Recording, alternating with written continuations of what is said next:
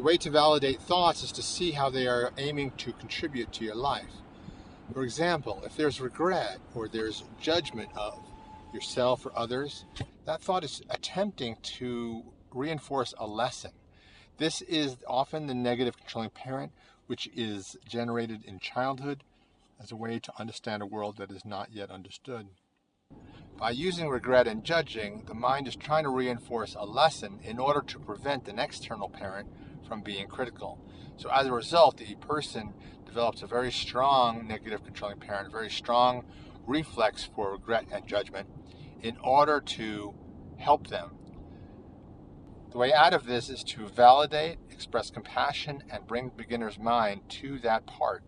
Then you begin to see both sides, the side that is helpful and the side that is harmful.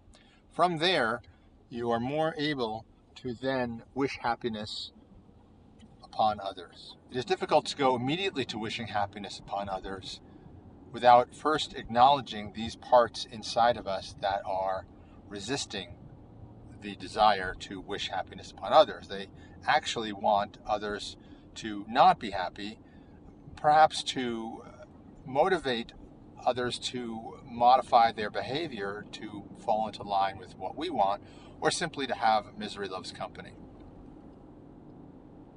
But once you validate these parts, once you see that they're loving, and you practice WHO, wishing happiness on others, then this self-cherishing, this need to be happy, is suddenly lifted off of you. You no longer feel responsible, you no longer make others responsible or the world responsible for your being happy. And thus the result is actually happiness. The paradox is that by not focusing on your happiness, you bring happiness. One of the 10 Commandments is, "Thou shalt not covet thy neighbor's property." Just saying a commandment, "thou shalt not," is not very psychologically sophisticated. Of course, at the time, people didn't have the same level of sophistication. So let's talk about jealousy. Let's talk about coveting something. The mind is trying to, and it develops as a child, is trying to protect you from pain. It wants you to be happy. And it sees that someone else has something that would make you happy. Therefore, it is jealous. It's angry at that person for having something that you want. It's angry at you for not being able to get it. There's a lot of anger and frustration, all in the name of making you happy. Of course, this is counterproductive and immature, but it's the best that a child mind can do, just as "thou shalt not covet thy neighbor's property" was the best that could be done at the time. So with a more sophisticated level, we can validate, have compassion and beginner's mind for any thought that has jealousy, of wishing, if only I were like that person, or if only I had what that person had. It's trying to inspire you and push you to get it.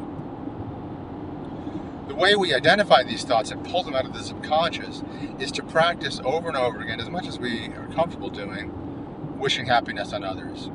It's a Buddhist concept, and there's going to be resistance to it from a lot of parts inside of you, parts that are trying to make you happy and not really focused on the happiness of other people. When we enter this space and time with the call, it's often about, how am I going to find some happiness because I lost unity?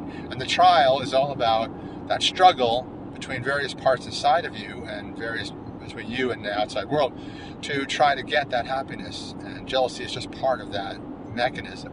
But at the return, when the yin energy is rising into the yang and you're starting to reach the bardo, you're starting to reach the end, that is the time to really bring maturity and process these emotions like jealousy.